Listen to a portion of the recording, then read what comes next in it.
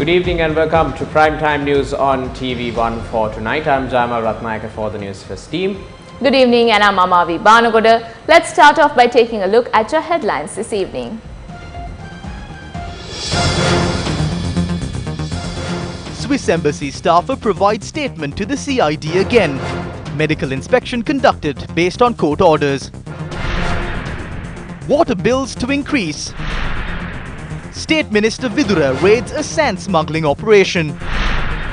Vijayadas goes to court against the lease of the Hambantota port. Russia banned from athletics for 4 years. Deadly volcanic eruption in New Zealand. Now taking a look at one of your stories that made your headlines this evening. The Criminal Investigations Department informed court today that they recorded a statement for 9 hours from the Sri Lankan employee attached to the Embassy of Switzerland in Colombo, alleged to have been abducted and threatened. The CID had recorded a statement from Garnier Bannister, an employee at the Swiss Embassy from 5:30 last evening till 2:30 this morning. Informing the Colombo Chief Magistrate Lanka of the progress of the investigations, the CID said that another statement on the matter needed to be recorded. The CID said the Swiss Embassy employee was directed to a JMO before recording a statement from her when she arrived at the CID last evening. However, due to the absence of a female doctor, she had refused to appear before the JMO. President's Counsel Upul Kumara Peruma, appearing on behalf of Garnier Bannister, said local and international medical reports claiming his client was under severe mental stress were produced to court. The President's Counsel highlighted that although his client is the aggrieved party, the investigations were taking place against her. Considering the submissions made, Colombo Chief Magistrate Lanka Jaratna ordered for the travel ban imposed on the Swiss Embassy employee to be further extended until the 12th of December. Court also ordered the Judicial Medical Officer to produce a report on whether she was sexually harassed or assaulted. In addition, court ordered for a psychological evaluation of the Swiss Embassy staffer to be produced and instructed the CID to conclude investigations into the matter swiftly. The Swiss Embassy employee was summoned to the CID this afternoon to record another statement. According to the CID, she was directed to the Colombo JMO.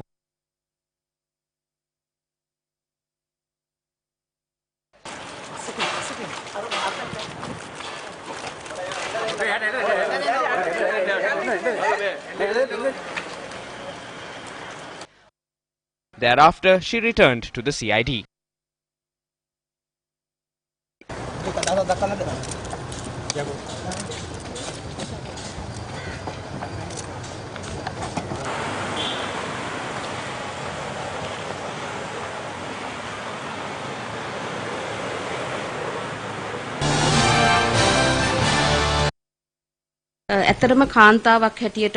As a woman, I expressed my disappointment over how actions were taken regarding the officer of the Swiss Embassy, Garnier Bannister. Does a woman have to be subject to such stress and pressure? I have to state this now, there is no need for a special evidence in March in the Geneva summit. I think this embassy itself will provide evidence on how this new government is reacting on human rights in this summit.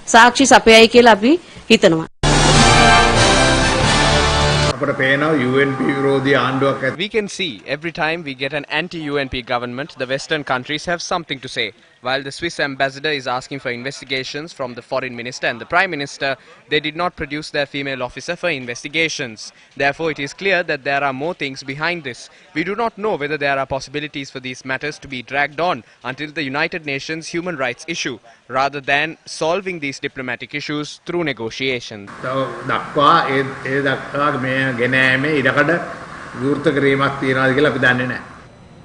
Farmers from 2 districts in particular have been severely impacted due to the prevailing inclement weather condition.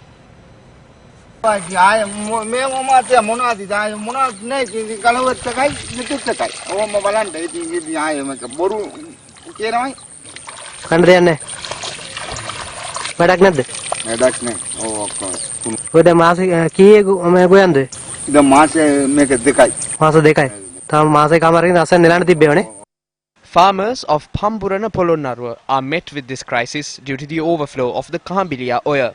These farmers, who only cultivate once per year, have been severely impacted due to this issue. Everything was destroyed after we obtained loans from the banks. We are planning on how to earn a living now. The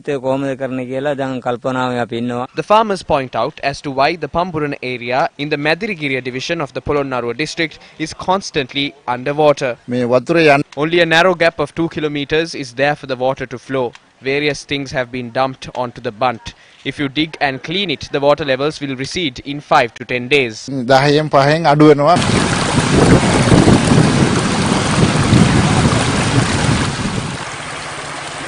This is the current condition of the paddy fields in the Mana Junction area in the Mahavilachya Divisional Secretariat. These farmers who lost the harvest of 6 previous seasons could not reap the harvest of this season as well because of heavy showery conditions.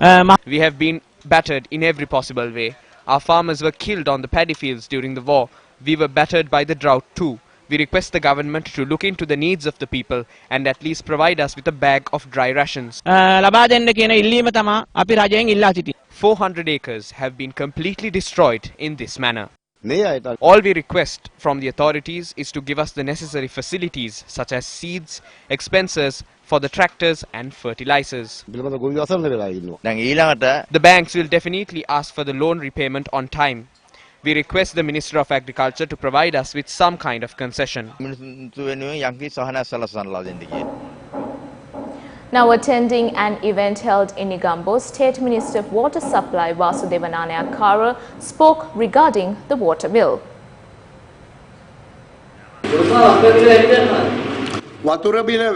We might have to increase the rates for the supply of water. We are hoping to increase the rates on the household which spend more on water. The first 15 units most likely will not be increased. Increasing the rate is necessary. That has to be applied for the people who can afford it. The Supreme Court ordered for the case filed against the leasing of the Hambantota port and the adjacent swathes of land to the Chinese on a 99-year lease to be taken up for consideration on the 30th of this month. The petition was filed by former Minister Vijayadasa Rajapaksa. The petition was taken up for hearing today before a bench comprising of Chief Justice Jayanta Jayasuriya, Preeti Padman Surasena and Gamini Amarasekara. Vijayadasa Rajapaksa requested court's permission to amend the petition as the ministers and secretaries to the relevant ministries had been changed. This tax concession has been given illegally. We have challenged that and filed this petition. Our only objective is to take action against this illegal tax concession that was given to China and to get the tax that should be rightfully charged by the government. This case was taken up for consideration today, but since the Cabinet of Ministers had changed and the petition had to be amended, submissions on the petition will be made in court on the 30th of this month. That is the date given to us by the court. Now the Alliance for Economic Democracy held a media briefing in Colombo today with the aim of educating the public about the MCC agreement. The main goal of this would be to take Sri Lankan lands to the global market. It is depicted through this agricultural report. What would happen to the 1.65 million farmers who own under 2 hectares of land? What's hidden behind this Land Act? It is to release the lands of these small-time farmers to the market. The first thing they would do when they buy lands 5,000 each is they would build a fence, and then your future generation won't be able to buy a single inch from these lands. They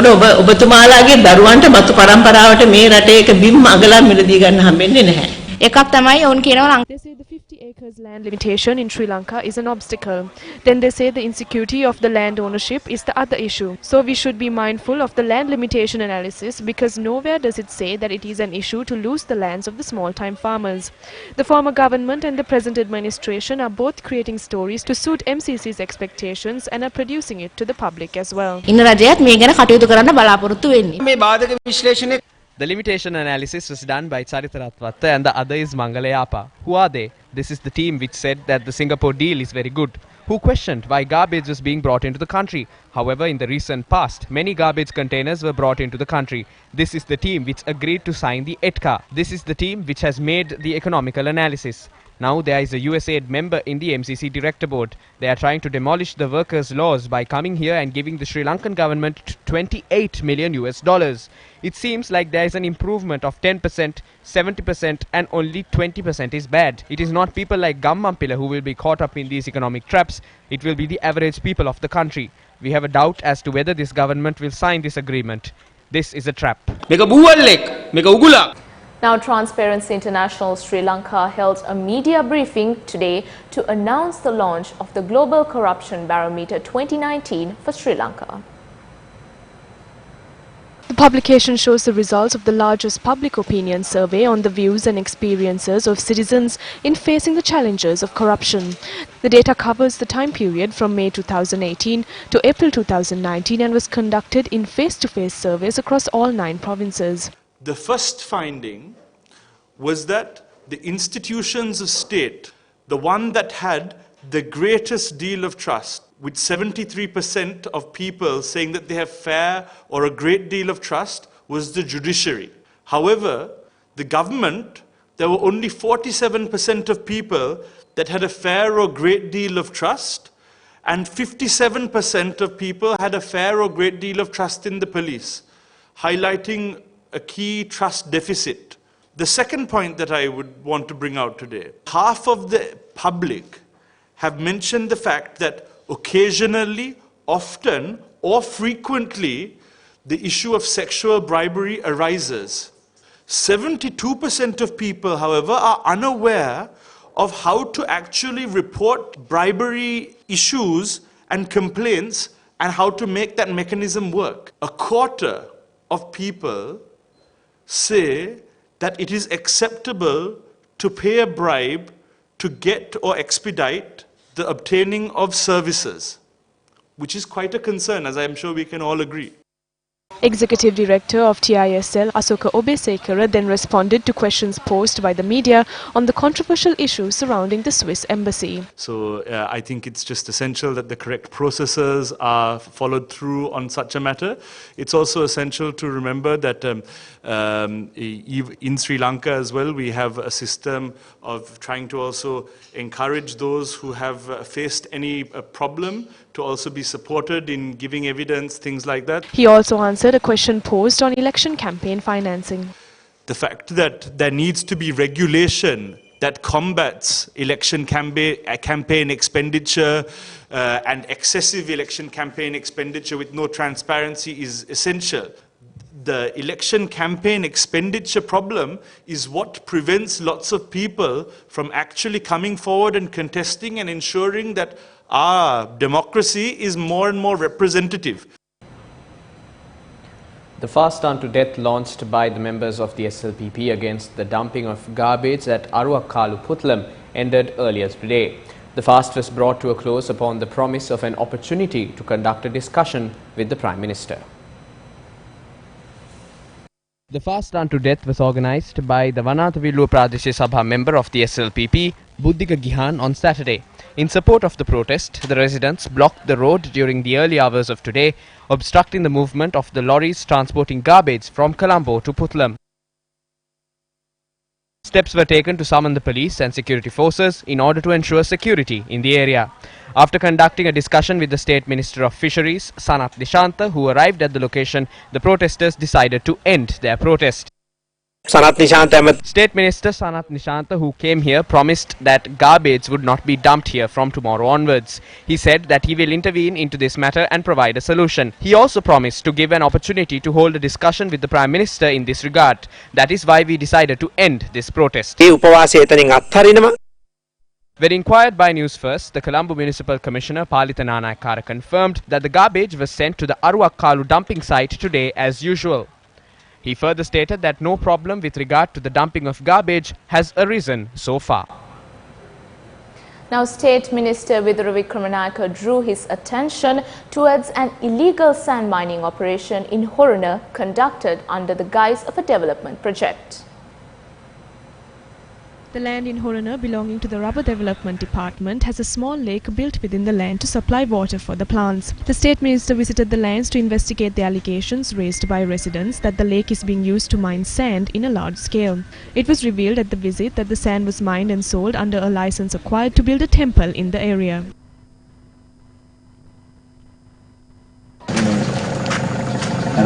There is no basis to make an arrest. Sir, they have been issued a valid license and they have a separate license to transport. You don't need an additional license to transport sand.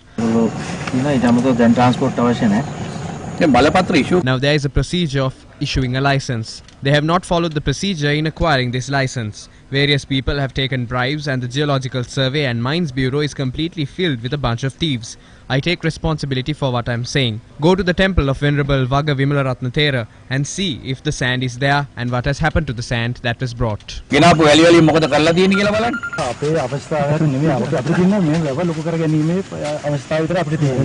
එතකොට ස්වාමීන් වහන්සේ කෝපිට දීලා තුන කොළඹට ඒ කියන්නේ විතරමාත මිනිස්සුමාට අපිට මේ හඳුරන්න මේ බැලිය වගේ දැන් මේ අවුරුද්දේ තව මාස 3-4ක් විතරයි. මොකද ෆයිල් එක ලියුම් දෙන්න මාස 3කට වැඩි. මේක පටන් අරන් දැනන්න වෙනවා මම හිතන විදිහට අවුරුද්දකට වැඩි මේ පටන් අරන්. දැන් පොලිසිය ශ්‍රී ලංකා පොලිසිය තියෙනවා, භූවිද්‍යා දෙපාර්තමේන්තුවේ අපේ මේ දෙපාර්තමේන්තුවේ නිලධාරීන් ඉන්නවා. එහෙනම් මේ හොරට කරන්න පුළුවන් දෙයක් නෙවෙයි රාජ්‍ය ආයතන. දැන් රාජ්‍ය ආයතන වල නෙවෙයි හොරට වැඩ වෙන්නේ.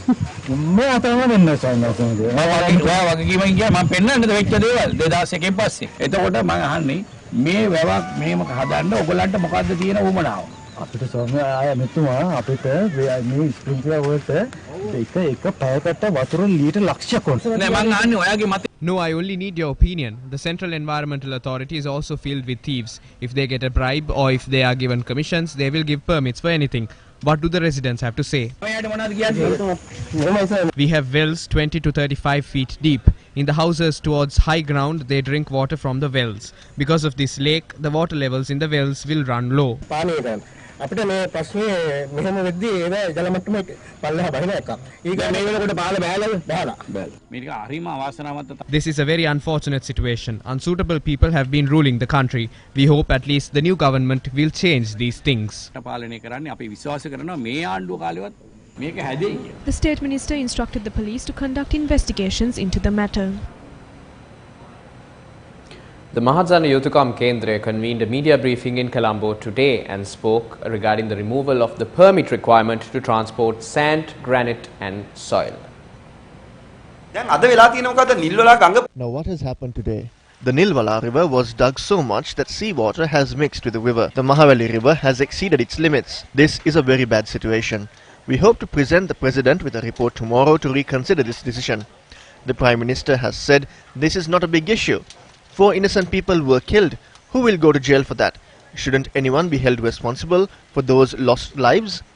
Is it right if we just stand by and allow politicians to do these things? We will have to take over this responsibility as the general public of this country. Although I speak against this matter, we are not talking about toppling this government. Do not impose sanctions on us when we speak about these issues. Even if Sakwiti becomes king, we will not hesitate to point out their mistakes.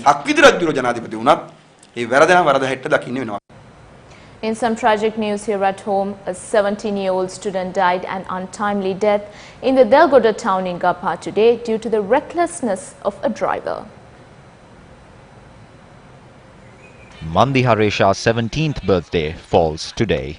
Instead of celebrating her birthday, her house was being prepared to welcome her remains. Young Mandi had gone to her grandfather's residence yesterday to celebrate his birthday and returned to her residence at about 2 p.m. The accident had occurred when a van driver drove recklessly as she approached her home in Pugoda, which is in close proximity to the Delgoda town. The accident was recorded on CCTV cameras.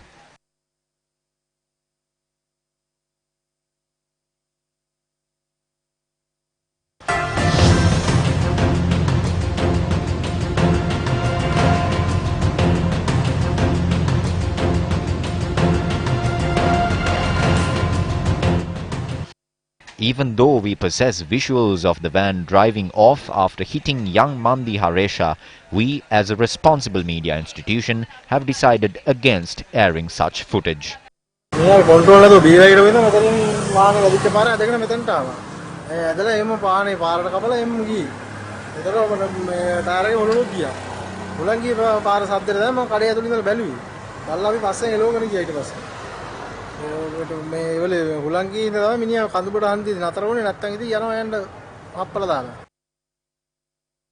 While residents took steps to hand over the guilty driver to the Megahavatta police, young Mandi Haresha had lost her life on the spot. The driver, a resident of Mandavala, was presented before the Mahara Magistrate Court and was remanded until the 23rd of December. The deceased was the second in a family of 3. She was reading arts for her advanced level exams. The grandfather is a labourer. I also cooked at houses to find money to educate them. Their father worked in the harbour. He got injured after he fell and blood went to his brain. He can't work. Tomorrow is her birthday. She offered me a piece of cake for my birthday, so I ate it. Then she worshipped me and said she wants to see her dad, and it was when she was walking past the Delgoda junction that she met with this accident.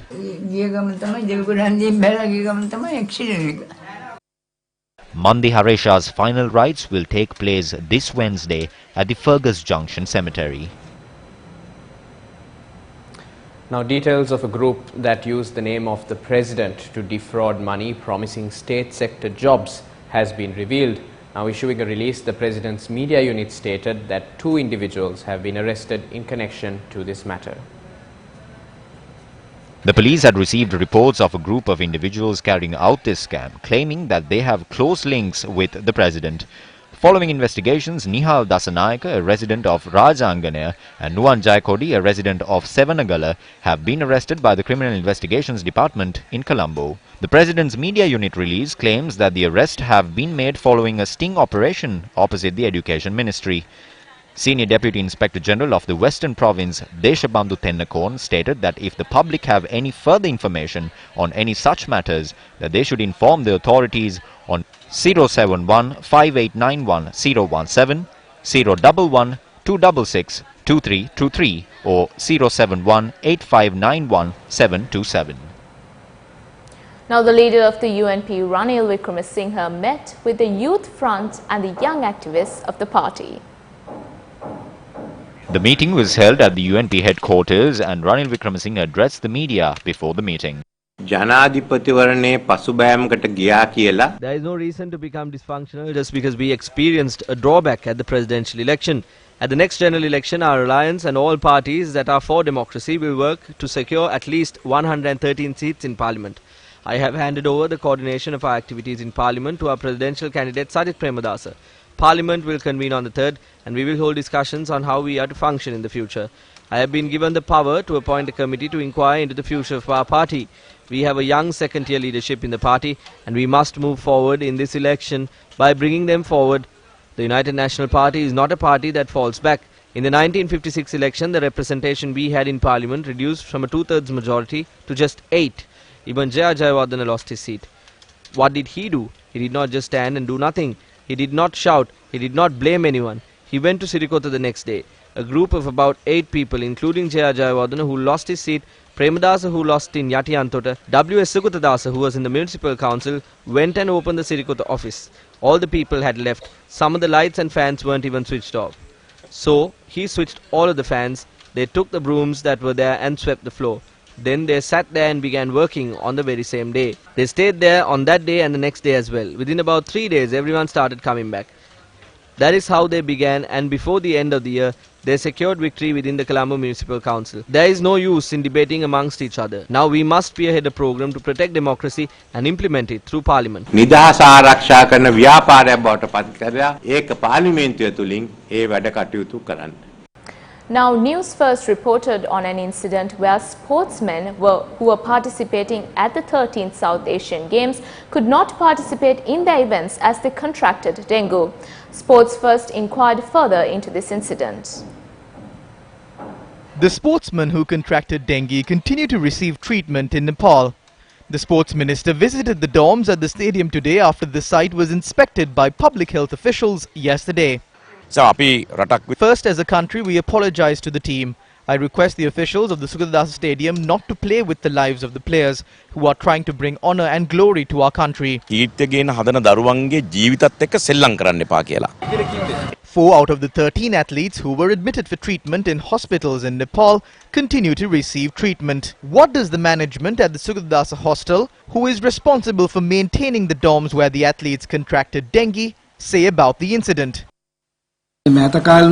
Certain sections of the Sugadasa Stadium are being renovated. As there is a large amount of valuable metal, we have to follow the procurement procedure. So we have to first get an estimate from the State Valuation Department. We can only start the process of procurement after receiving the report on the valuation.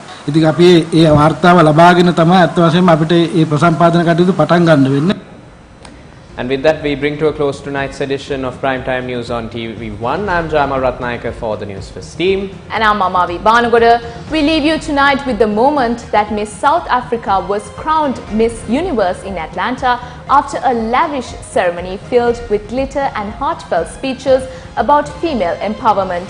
Thank you for watching. Have a good night.